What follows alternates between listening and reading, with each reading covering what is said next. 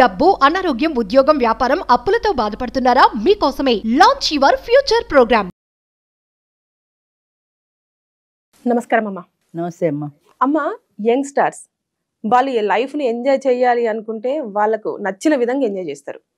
కానీ 50 సంవత్సరాల పైబడిన వారు అంటే అన్ని పూర్తి చేసుకుంటారు. పిల్లల పెళ్లిళ్ళు చేయడం కానివ్వండి, పిల్లలు చదువుకోవాలనుకుంటే, వాళ్ళు అబ్రాడ్ వెళ్ళాలనుకుంటే, అన్ని ఎవ్రీథింగ్ సెటిల్ డౌన్ చేసిన తర్వాత వాళ్ళు కొన్ని లైఫ్లో మిస్ అవుతారు. వాటిని ఎంజాయ్ చేయాలంటే ఎలా చేయాలి అమ్మ? ఒకప్పుడు అయితే 50 సంవత్సరాలు 60 సంవత్సరాలు అంటే జీవితంలో అన్నీ అయిపోయాయి, ఇది అవసాన దశ, ఇది ఆఖరి దశ అని అనుకునేవారు. కానీ ఇప్పుడు రోజులు మారిపోయిన తర్వాత 50 ఏళ్ళవని ఎవరు అమ్మమ్మ మా అమ్మ అంటల్లా. ఎగ్జాక్ట్లీ. పూర్వం 60 ఏళ్ళ మామగారు అనేవాళ్ళు, ఇప్పుడు అంటల్లా. ఎందుకంటే మామగారు అపీరెన్స్ లేదు ఆవిడకి. ఆవిడ చూడగానే మామగారు అని అనిపించదు, మహా అయితే ఆంటీ అంటారు. 70 ఏళ్ళు వచ్చినా ఆంటీ. ఇప్పుడు నన్ను కూడా ఎవరైనా మామగారు అనరు, ఆంటీ అని అంటారు. అలాగా ఏంటంటే కాలంతో పాటు మనుషులు మారుతున్నారు, మనస్తత్వాలు మారుతున్నాయి, అభిప్రాయాలు మారుతున్నాయి. సో 50 ఏళ్ళకి జీవితం అయిపోలేదు అన్న భావనలో ఉన్నారు ప్రస్తుతం సీనియర్ సిటిజన్స్. 60 ఏళ్ళు దాటిన తర్వాత కూడా 60 ఏళ్ళకే జీవితం అయిపోలేదు, మనకు కావాల్సి వచ్చినట్టు మనం ఎంజాయ్ చేయొచ్చు. వాళ్ళు టూర్లు వెళ్తారు, టూర్లు ఎంత ఇష్టంగా వెళ్తారు సీనియర్ సిటిజన్స్. టూర్లు వెళ్తారు, కాశీ రామేశ్వరాలు కాకపోతే దగ్గరలో టూర్లు వెళ్ళొచ్చు. ఏదైనా 2 రోజులు 3 రోజులు వెళ్ళి రావచ్చు. తర్వాత వాళ్ళు హోటల్కి వెళ్తారు, వాళ్ళు డిన్నర్లకు వెళ్తారు, వాళ్ళు సినిమాలకు వెళ్తారు. అన్ని రకాలుగాను కూడా యంగ్స్టర్స్కి తీసిపోని విధంగా ఉంటున్నారు. ఒకవేళ తోడు నీడలో ఏదైనా మ్యారేజ్ చేసుకున్నారనుకోండి, మ్యారేజ్ చేసుకుని వెంటనే వాళ్ళు కూడా హనీమూన్ వెళ్ళిపోయినట్టు వెళ్ళిపోతారు. వాళ్ళకి కాస్త ఫైనాన్స్ బాగుండాలే కానీ హనీమూన్ వెళ్ళిపోయినట్టు వెళ్ళిపోతారు. 4 రోజులు 5 రోజులు హాయిగా వెళ్ళి తిరిగి వస్తారు.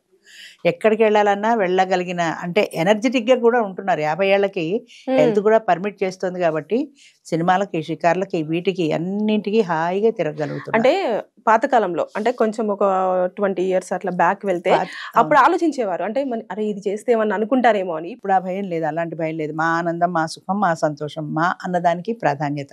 సొసైటీ గురించి, పబ్లిక్ గురించి ఎవరు ఎక్కువ భయపట్టలేదు.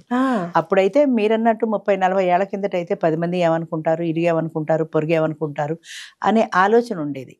70-100 ఏళ్ల కిందట మా అమ్మగారి చిన్నతనంలో వాయిల్ జడ వేసుకునేవాళ్ళు కాదు. మామూలుగా చిన్నపిల్లలు జడేసుకుంటారు, జడేసుకోకూడదు అంటే సంసారి జడ వేసుకోదు, కొండి చుట్టని ఏదో ఉండేది, అలా చుట్టుకుని ఉండాలి అంతే తప్ప జడ వేసుకోకూడదు. సాయంత్రం అద్దంలో ముఖం చూసుకోకూడదు, సాయంత్రం స్నానం చేయడమో ముఖం కడుక్కోవడమో ఉంటుంది కదా, అలాంటి పని చేయకూడదు. అవన్నీ సానివాళ్ళు చేస్తారని ఒక నమ్మకం ఆ రోజుల్లో.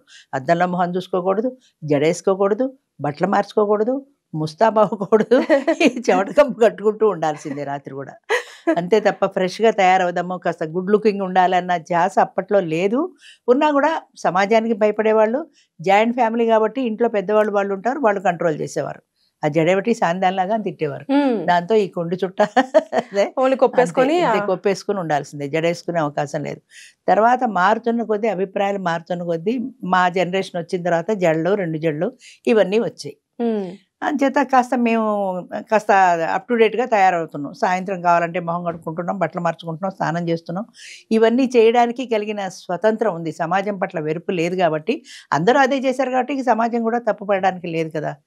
ఇలా కాలం మారుతున్న కొద్దీ ఇప్పుడు 50-60 ఏళ్ళు వచ్చేప్పటికి మాకు సరదాలు ఉన్నాయి, మాకు సంతోషాలు ఉన్నాయి, మేము జల్సా చేయడానికి అనుకూలంగా ఉన్నాం. ఏది మా జీవితంలో అయిపోలేదు అన్న భావన బాగా ఉండేది. అప్పట్లో ఏంటంటే ఇంకేముంది, జీవితం అయిపోయింది, కృష్ణారామ అంటూ మూల కూర్చోవడమే, కృష్ణారామ అంటూ మూల కూర్చోవడమే అనేవారు. ఇప్పుడు 70 ఏళ్ళు వచ్చి ఎంతమంది కృష్ణారామ అంటున్నారు? ఎవరు అంటారు? అందరూ సినిమాలు, షికార్లు, అందరూ అన్నీ చేస్తున్నారమ్మా. వాళ్ళ హెల్త్ పర్మిట్ చేసి, వాళ్ళ బాడీ పర్మిట్ చేసినంత వరకు కూడా ప్రతి కార్యక్రమం నడుస్తూనే ఉంది కానీ ఆగిపోలేదు. అంటే మీరు చెప్పినట్టుగా మీరు చూసిన దానికి ఉంది, ఇప్పుడు చూస్తున్న దానికి చాలా తేడా ఉంది.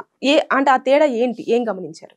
అప్పట్లో 50-60 ఏళ్ళకి అన్నీ అయిపోయాయి అన్న భావన ఎక్కువ మంది జనంలో ఉండేది. ఇంకా 60 ఏళ్ళు వచ్చి నీకు ఈ శృంగారం అవసరమా, 60 ఏళ్ళు వచ్చి నీకు ఈ పలసటి చీరలు అవసరమా అని అడిగేవాళ్ళు.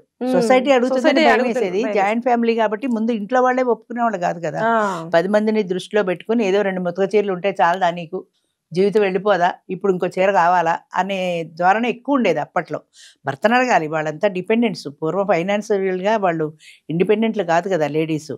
భర్త మీద ఆధారపడాలి, భర్త కొంటేనే వాళ్ళకి ఏదైనా సరే. ఓ చీర కావాలి అనుకుంటే, మొన్నే కదా కొన్నాను, 2 చీరలు ఉన్నాయి చాలదా నీ జీవితం వెళ్ళిపోవడానికి, జీవితం 2 చీరలతో. ఇప్పుడు మరి కబ్బోర్డ్లో ఎన్ని చీరలు ఉంటున్నాయో మనకే తెలియదు. ఓ చీర పోయినా కూడా మనం గుర్తుపట్టలేని స్థితిలో ఉన్నాం. అంచేత ఏదైనా సరే మెయిన్లీ డిపెండెన్సీ, ఇంకొకరి మీద వీళ్ళు ఆధారపడడం ఎప్పుడైతే వచ్చిందో వాళ్ళు దయాధర్మ బిచ్చంగా వీళ్ళకి ఇస్తే ఉంది, లేకపోతే లేదు. అంచేత ఏదైనా వాళ్ళకు ఒక సరదా, ఒక అంటే అన్ని చెప్పుకునే వాళ్ళు అనుకుంటారు. ఇది కావాలి అనే ధోరణి లేదు. అమ్మ అత్తగారు తిడతారు, మామగారు తిడతారు, మొగుడు తిడతాడు, ఈ తిడతారేమో అనే భయంలో ఉండేవాళ్ళు. ఒకవేళ ధైర్యం చేసి అడిగినా ఏమనుకుంటారు 10 మంది, సమాజం ఏమనుకుంటుంది అని వాళ్ళు అనేప్పుడు అవును నిజమే కదా, సమాజం ఏమనుకుంటుంది. సమాజం పట్ల, పెద్దల పట్ల భయభక్తులు ఎక్కువ ఆ కాలంలో. ఈ కాలంలో సమాజం పట్ల భయం లేదు, పెద్దల పట్ల భయం లేదు. కొద్దో గొప్ప ఏమన్నా సమాజం అంటే ఇంకా కాస్త భయపడుతున్నారు. అంటే ఇలాగా మా వాళ్ళు వద్దన్నారు, ఈ పెళ్ళి వద్దన్నారు, ఇలాంటి విషయాల్లో సొసైటీ ఏమనుకుంటుంది, రెండో పెళ్లి చేసుకుంటే అన్న భయాలు ఇంకా కొద్దో గొప్ప కొంచెం ఉన్నాయి తప్ప వాళ్ళ సొంతానికి సంబంధించి ఏ విషయంలోనూ ఉండటం లేదు. అదే కాదనుకుని బయటకు వస్తున్నారు. మన మీటింగ్ అయింది మాది, మన డిసెంబర్ 15వ తారీఖు 300 మంది జనం వచ్చారు. 200 మంది వస్తారని ఎక్స్పెక్ట్ చేసాం జనరల్ గా, ఇంకో 100 మంది ఎక్స్ట్రా అయిపోయారు. భోజనాల దగ్గర పెద్ద గొడవ అయిపోయింది. తన్నుకుంటున్నారు, మీకు అందరికీ భోజనాలు ఉంటాయి, మీకు భోజనాలు గ్యారంటీ, నాది అని చెప్పినా ఎవరు వినరు కదా, కూర ఉంటుందో లేదో, సాంబార్ ఉంటుందో, పచ్చడి అయిపోతుందేమో, ఇదే కంగారు. నేనే వాళ్ళ కాళ్ళ కింద పడి ఆ రేవతి లాగా చచ్చిపోతాను మన భయం వేసింది. తోసేస్తున్నారు, మనుషులు ఎక్కడ ఆగటం లేదు అసలు. అంచేత వాళ్ళకి కావాల్సింది వాళ్ళు తీర్చుకోవటంలో ఎక్కడా భయపడలేదు. ఒకప్పుడు ఆ భయాలు ఎక్కువ ఉండేవి, ఇప్పుడు ఆ భయాలు లేవు. ఒకప్పుడు జాయింట్ ఫ్యామిలీస్ కాబట్టి జాయింట్ ఫ్యామిలీలో ఇంటి పెద్దలు తిడతారన్న భయం ఉండేది. ఇప్పుడు అసలు కుటుంబం మొత్తం నడిచేది. ఇప్పుడు భార్యాభర్త ఇద్దరే కదా, ఎవరు వాళ్ళని కంట్రోల్ పెడతారు, ఎవరు కంట్రోల్ పెట్టలేరు. అంచేత ఎవరి ఇష్టం వాళ్ళది, ఎవరి స్వేచ్ఛ వాళ్ళది తప్ప భయపడాల్సిన పని లేదు. 50 ఏళ్లకే జీవితం అయిపోలేదు అన్న భావన బాగా ఉంది ఇప్పట్లో. 60 ఏళ్ళు వచ్చేప్పటికే అంతా అయిపోయింది అనుకునేవారు ఇది వరకు, కృష్ణారామ అనుకోమని. ఇప్పుడు ఏమీ అవ్వలేదు జీవితంలో. ఇప్పుడు మనకి ఫ్రీడమ్ దొరికింది. ఇది వరకు అంటే పిల్లలు, బాధ్యతలు, పెళ్లిళ్ళు ఇవన్నీ ఉన్నాయి. ఇప్పుడు ఏమీ లేవు. మళ్ళీ భార్యాభర్త ఇద్దరే, పెళ్ళైన కొత్తలో ఎలా ఇద్దరే ఉంటున్నారో ఇప్పుడు కూడా ఇద్దరే ఉంటున్నారు. సో మనకి పూర్తి స్వేచ్ఛ, మనకి పూర్తి స్వతంత్రం. హాయిగా మనం డ్యూయెట్లు పాడుకుంటూ జల్సా చేయొచ్చు, ఆనందించాలి. ఇంకా జీవితంలో మనం వదిలేసింది ఏదైనా ఉంటే ఈ రోజున మనం అది తీసుకోవడానికి కావాల్సినంత మనకి సమయం ఉంది కాబట్టి మనం కూడా హాయిగా టూర్లు వెళ్దాం, మనం కూడా హాయిగా జల్సా చేద్దాం, సినిమాలకు వెళ్దాం, షికార్లకు వెళ్దాం, హోటల్కి వెళ్దాం.